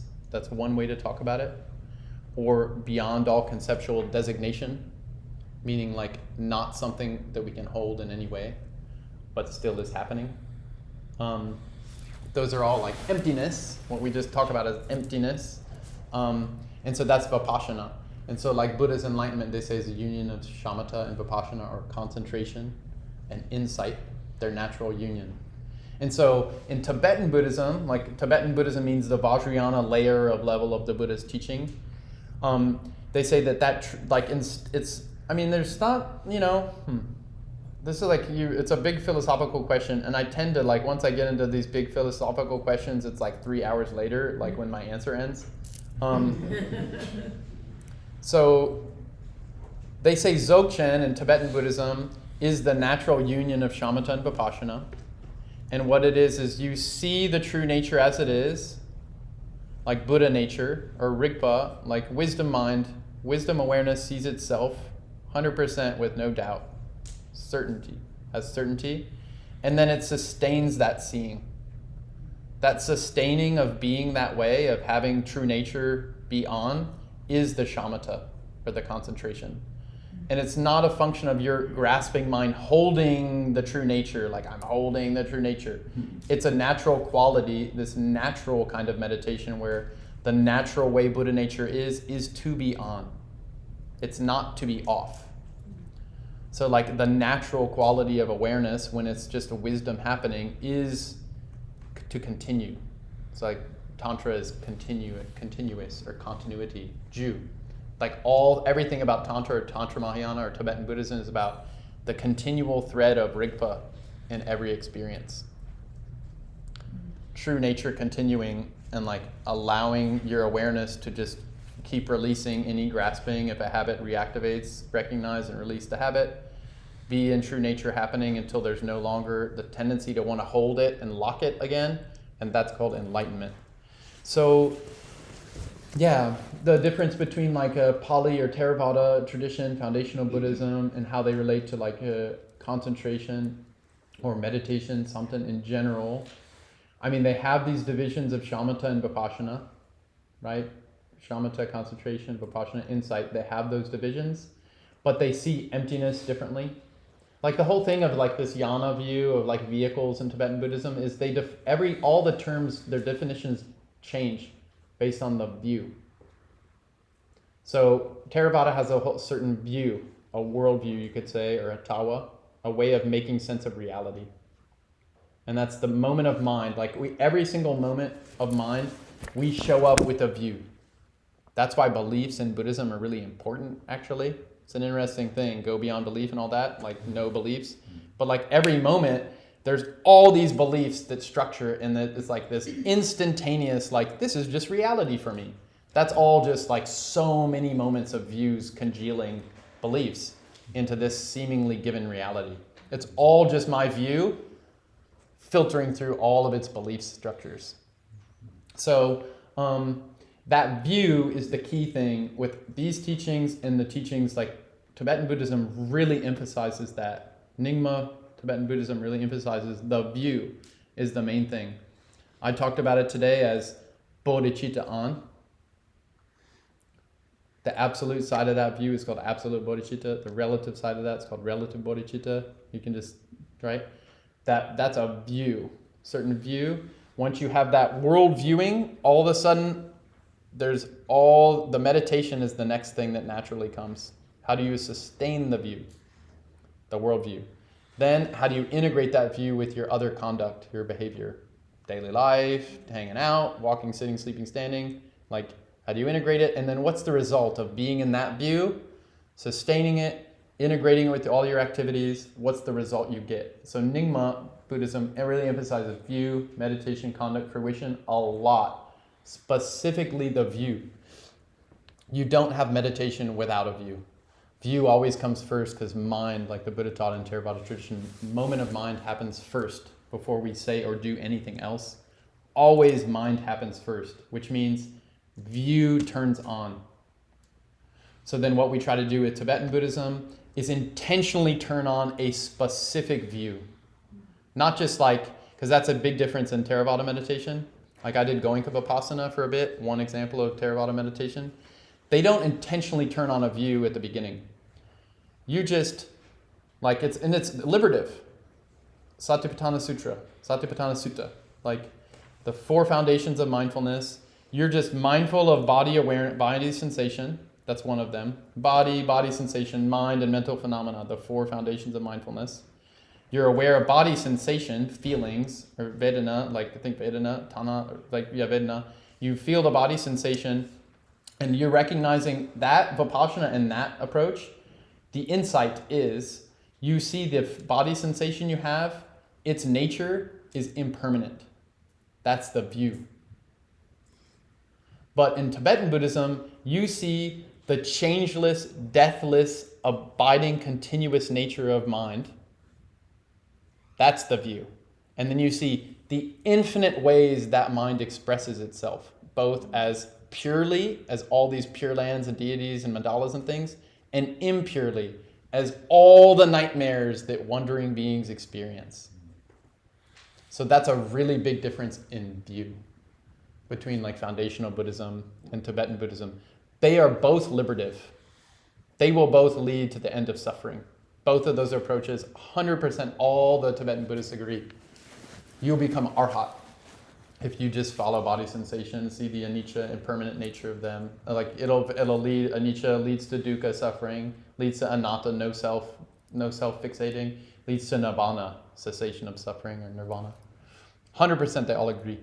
But I'd say that difference in view. So that's my big long words with saying the view's different with how they approach shamatha, vipassana, or concentration and insight. The view's different. The view makes all the difference.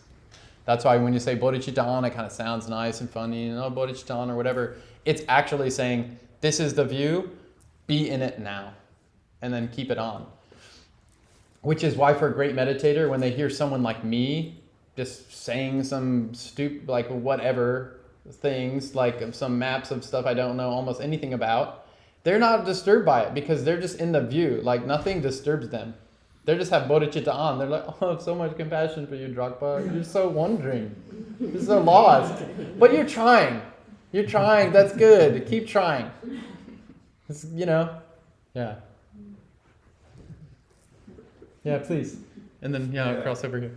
I'm not sure how to ask this question. Yeah. Use some words. Good. So I like the whole, I think it's like father light, white light, or is it mother light, white light, and then father red. Okay. And then coming together. Yeah. And that's the death. Is that like where you work with like tumo, like death practice? Is that like Amitabha heart? Is it related to chakras? What exactly does all that connect with? Yeah, sweet. Yeah, awesome. Great question. Big question. There's a lot there, which is great. Like we're exploring a lot.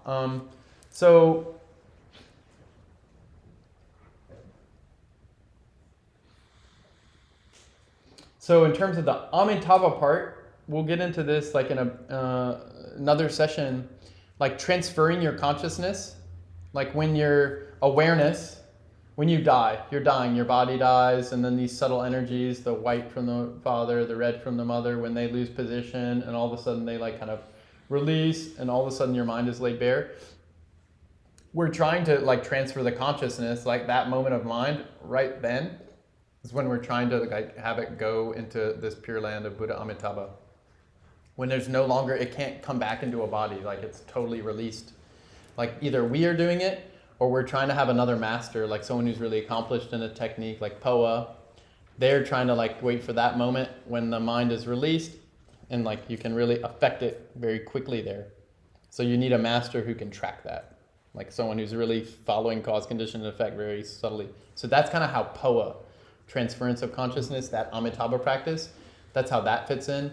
And then as like non-masters of techniques, we can do prayers on behalf of someone's mind so that like to use our virtue and merit to like help boost them into that too. Not like we're intentionally helping.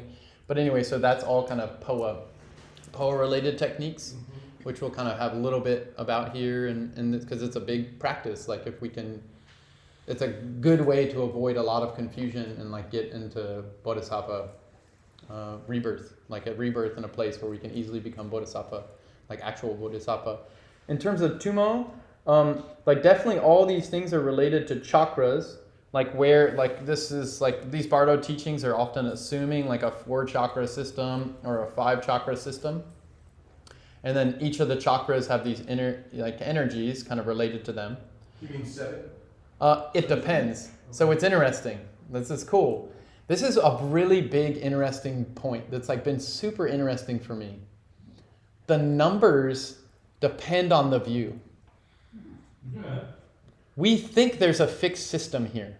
It's like a habit to be like, this energy is here. This thing is here.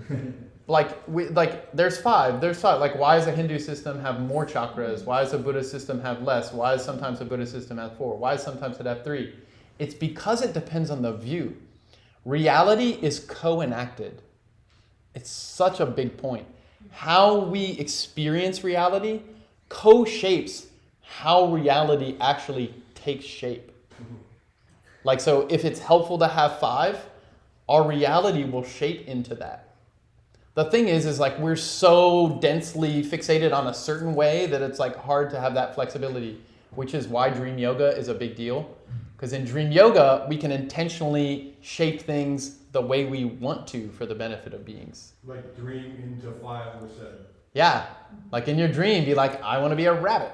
I want to be like you can just shape things, and it's like only use it for bodhicitta, bodhisattva purposes. Like that's always the strong caveat for all these techniques in Tibetan Buddhism. But so then Tumo, it depends. Like so Tumo is a certain kind of practice. And the basic point is like you're trying to intentionally have your wind systems, these subtle energy systems, naturally kind of get into the kind of, they call it the central channel. There's all these meridian channel systems. And there's like principal ones and secondary ones. Like those practices are trying to have your energies moving away so they align, like it's kind of an alignment thing. They align in a certain way with your kind of energy system. And that's just called all these karmic winds that are usually just randomly circulating according to our karmic habits. We're intentionally trying to have them align according to our wisdom wind, how our Buddha nature is when it's not all knotted up. Like Kundalini? Like Kundalini related, but I don't know the Kundalini system well, so I kind of can't really say how it's related. That's the 7 chakra system, right? It would be like separate. I'm not sure. It's a different view, and so it's a different method, and so it's a different result. But I'm not sure how they correlate, so I can't really say much about it. But the basic point is you're using your subtle energy to have bodhicitta naturally turn on, as opposed to you're using your gross embodiment, and like your gross embodiment's like Lama Kirby went over today, like the 7-point posture of Buddha Vairocana. You know, sit like kind of with like your back aligned, shoulders back, chest out, like elongated neck, chin slightly tilted, mouth. That's all trying to orient or align an outer embodiment so that it's easy for wisdom to turn on. Wind. And then the wind is this subtle things we're trying to orient, so it's easy for wisdom to turn on. It's also, as an interesting point for Vajrayana people that kind of do these regular lunar practices. This is something that struck me when I heard it from Khenpo Rinpoche's related point, but like why is a guru, we have like there's a Tibetan Buddhist lunar calendar in Tibetan Buddhism, where we have certain practices that the Buddha says do this kind of Guru Padmasambhava practice, the 10th lunar day. Do Dakini practice, the 25th lunar day. Like, why? So many of the Buddhist activities are done because he recognized the natural system and said, oh, on this point, oh, that's what this will naturally align, so do that kind of practice in this. He didn't make the patterns be the way. He just saw the patterns and then he located, I'll do this, this. So on the 10th day, the white essence element, the red essence element, they're actually all lunar month. They're like cycling through our system, like that. New moon, 10th day, full moon, Dakini day, new moon. So like they say, like it's like the principal position here. At 10th day, red and white are both in the heart. So that's because that's where Rigpa is, our nature of mind. It's easier to be in Rigpa on the 10th day. Is that green? It depends on what chakra system you're using with what color it would be. But then these keep moving during the lunar cycle because we're embedded embodied beings. Like it actually affects, our mind is affected by the things we're in part of and like we're influenced, right? On the 25th day, again, they rotate and they get to the heart center. Easier to have bodhicitta be on. And then they get back in their kind of normal position. These are all like general things. This comes from like the more Anu Yoga level of teachings, which is in one of Rinpoche's Shedra philosophy books that's like publicly available. But so that's, I'm not going to say much more about like actual practice of Tumo. I don't think we'll go into it much this retreat. But definitely for any of these practices, just like I've said before, they all require bodhicitta.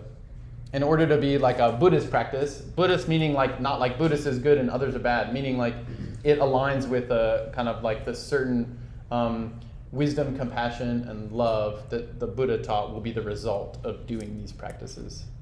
For all beings. For all beings. 100% for all beings. Definitely. That's the big underscore. It's all beings. Yeah. There was another question? Real quick. Yeah. Thanks. No. You do your question. Yeah, it's okay. Would you say that our true nature is similar to who we were as children? In some way? It depends. So, What's the question?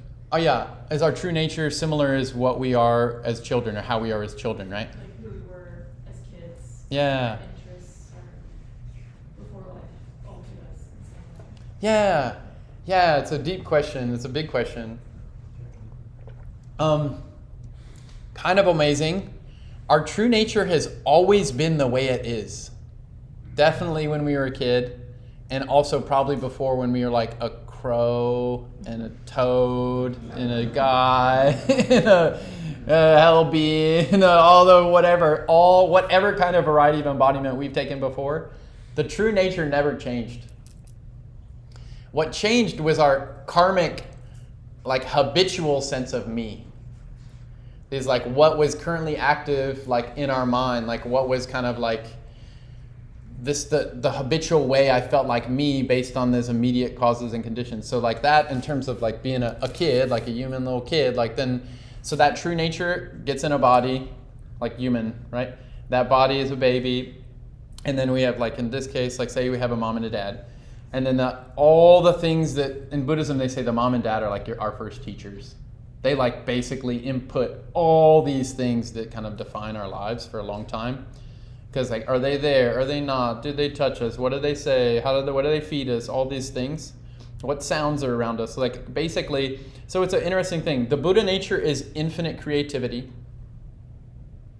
Our true nature is infinite creativity. It's completely flexible. Sometimes it's called the alaya consciousness or whatever. It's just a true nature that's vast and infinite creativity.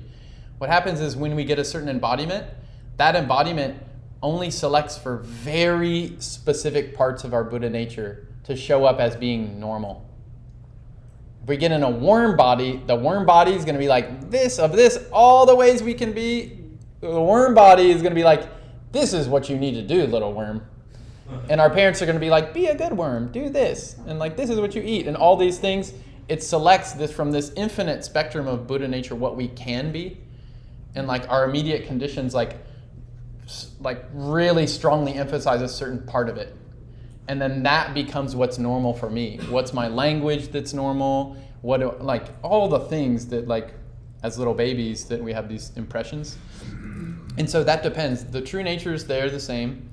But then the way it's holding itself, the habits, like healthy and not healthy and all the combinations, that makes us aware of our true nature or not, depending on what those things are, like what the impressions or the conditions are. And then, it's kind of like for little kids, they haven't yet developed certain human body, like higher physical structures and like kind of other kind of cognitive things that come with it and different things, because like their brain isn't developed a certain amount and like different, all these kind of this like really hard sciences around this, or like stuff I don't know much about. But there's a lot there.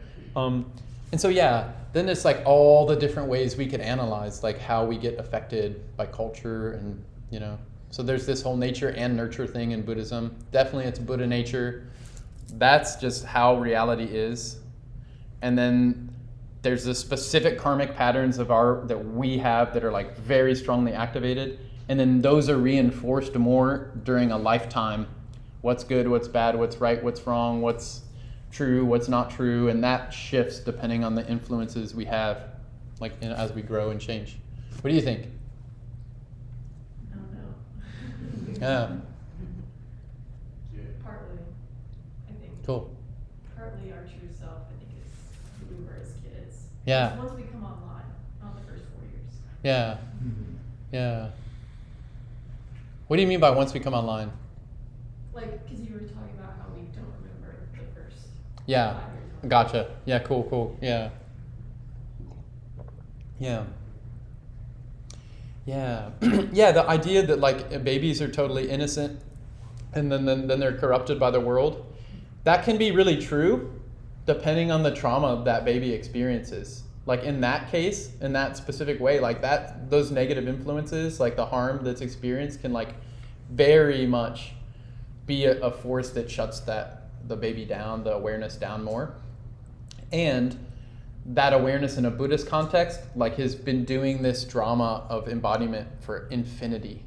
And so it's like it's already been through so many traumas and so many beautiful things. Its nature itself is already full, amazing, beautiful, gorgeous, intelligent, like immaculately wonderful. But then it's like, it's hard to not, if we get hurt, if we get some response from the world, like it like says like what to do and not do and safety, and there's this kind of stack of core things that are easier and harder to do. So there is somewhat of a purity, and there's also somewhat of a nuanced thing, and then at least a Buddhist approach to it. It's a big topic.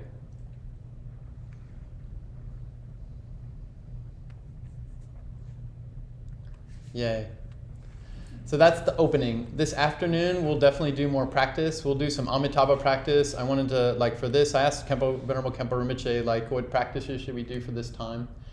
He mentioned do some Amitabha practice. So we'll do that, at least have a sense of what that could be and how that would fit into these Bardo teachings. And then he also suggested this peaceful, wrathful Buddhas practice. It's in the store too. We have Amitabha handouts, and this is in the store, Self-Liberating Mind.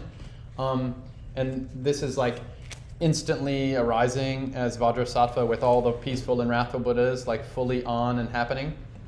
And this is a practice for True Nature Bardo as well. So we'll go through that. And there's also a prayer by Karma Lingpa in here, the prayer of the 6 Bardos, that basically highlight what are the 6 Bardos, how is it hard, how are they hard, and how do we get free of them? And so we'll recite this root prayer of the 6 Bardos by Karma Lingpa. So this is kind of more opening the space a little bit.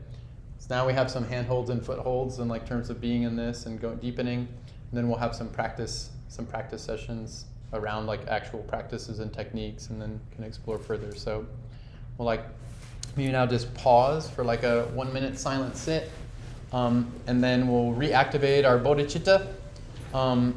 If it's already on, thank you so much. Yay. And if it's not, turn it on, flash it on, and then we'll dedicate the merit with a short dedication, and that's going to be page, I think, 158 in this prayer book, Treasury of Precious Prayers, 158. So first, a moment meditation, then we'll dedicate the merit.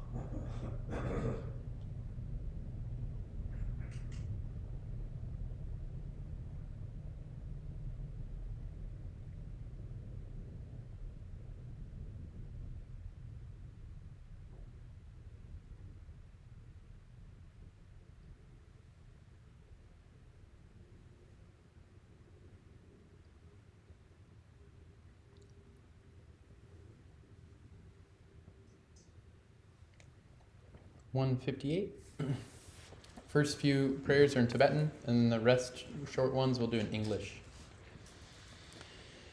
Namo Guru Ho Jin San Je Ni No Re Pa Zin Du Jam San Je Pe Ma Je Pa Shok La Yen Du Je Gon Du Nu Jo Te Ko Lo Sum Je Nam Ta Tem Pa So Ga Re Ra We Ko We Zin Kam Su Bin Dan De Wa Ma Lu Ju We Ne Chen Re Zi Wan Ten Sin Jat So Yi Sha Be Ka Je Ba Du Ten Jo Shing Kon Cho Sa Sum De She Kun Du Pa Wan Ra Krik Zin Pe Me Jin La Chi Ten Zin Yeshe Do Che Ku Ze Ten Ten Ro Do Jin Da Ru Zin Pa Shok Om Swasti Vidza Yantu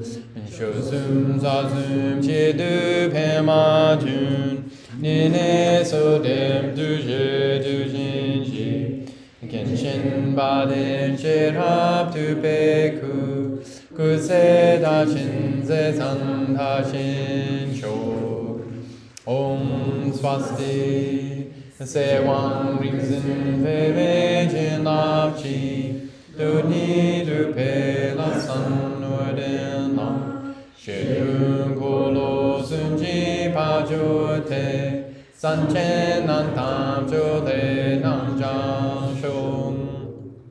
By this merit, may all obtain omniscience. May it defeat the enemy wrongdoing. From the stormy waves of birth, old age, sickness, and death, from the ocean of samsara, may I free all beings. May the sole source of benefit and happiness, the Buddha's teachings, remain for a long time. And may the victory banner of the lives of the noble ones, the holders of the teachings, remain firm.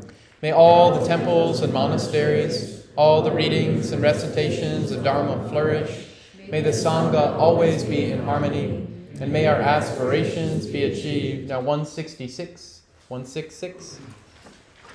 The precious bodhicitta, and those without it, may it be generated. And those who have it, may it never diminish, but always continue increasing. Throughout the succession of lives into which I shall be born, may I obtain the 7 qualities of the upper realms of existence. May I meet the Dharma immediately after taking birth, and have the freedom to practice accordingly. May I please the holy lamas and practice Dharma day and night. By understanding the Dharma and practicing its inmost essence, in that life may I cross the ocean of samsara. In samsara may I expound the excellent holy doctrine, become bored and tired of accomplishing the benefit of others. By my own tremendous impartial service to others, may everyone attain Buddhahood together. Now 170 at the very bottom. May the great tradition of Khenpo Shankarakshita, Lopan Padmasambhava, and Dharma King Tritsen Detsen increase and spread throughout the 3-realm world. May the appearance of the 3 jewels and the mind streams of beings remain inseparable and bring sublime well-being throughout the 3 times. Deity, mantra, and dharmakaya are the nature of appearance, sound, and awareness, the pervasive kaya and wisdom display of the Buddhas. May practitioners of the profound and secret great perfection remain inseparable from the innermost one-taste awareness of wisdom mind.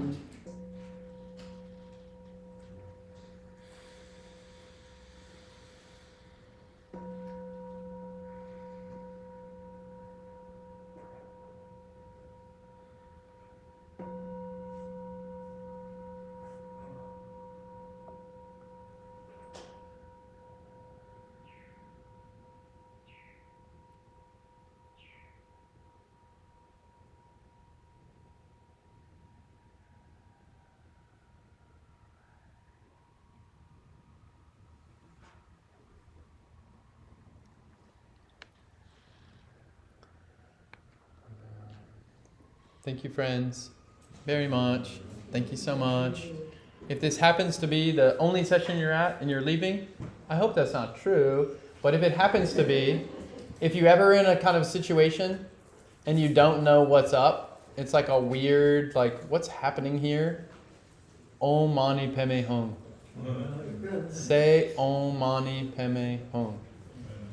Om Mani Padme Hum. That's the Buddha of Compassion mantra. Or Amitabha mantra. Om Ami Dewa Ri. Om Ami Dewa Ri. This is a really helpful habit. This is a really good Buddhist habit to have. You don't know what's up. Am I awake or asleep? What is going on? Om Mani Padme Hum.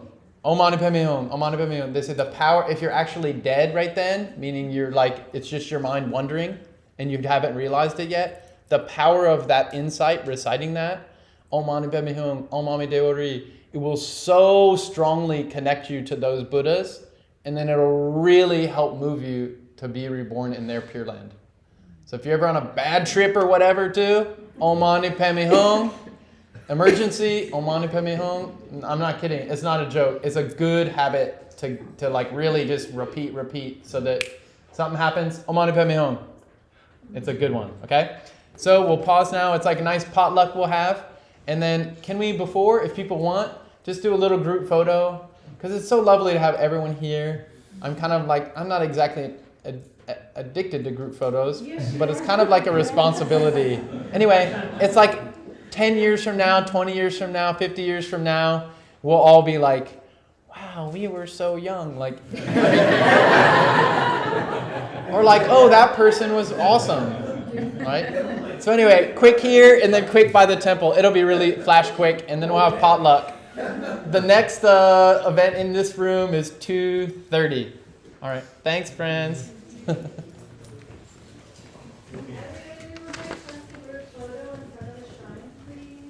thanks, Melina. Come on, baby, huh? Come on, baby, come on, baby, huh? Come on, baby, come on, baby, come on, baby. Come on, baby, come on, baby, come on, baby, come on, baby.